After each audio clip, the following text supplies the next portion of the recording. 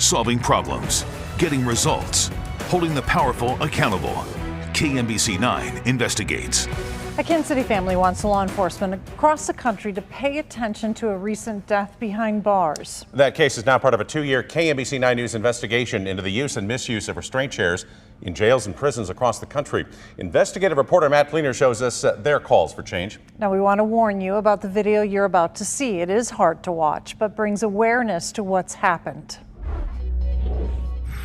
He was always a good kid. An athlete who loved his friends and family with a huge heart.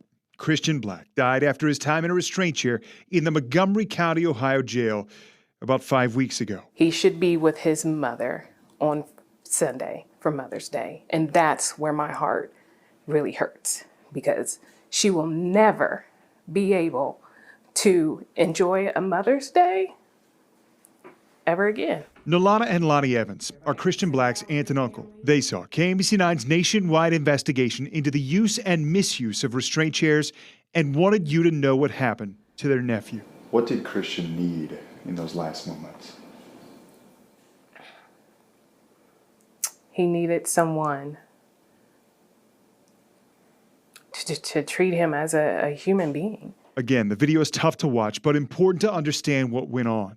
Christian went unresponsive after jailers pressed on his back as they leaned him forward in a restraint chair for more than 2 minutes. The Evans also saw no urgency to get him help after he did not wake up. How can there be that many people and no one is like, we need to get help, we need to get 911, we need to get the medics in? They're now speaking up to stop this from happening to anyone else. I think it's really around just bringing awareness to what's happening and getting people to stand behind you to drive change. And that's the whole point, I think, is what you guys are trying to do, is help drive change within the prison system. Matt Fleener, KMBC 9 News. The Montgomery County Sheriff is reviewing the technique of leaning someone forward in a restraint chair as part of its internal investigation. 10 employees are on paid administrative leave.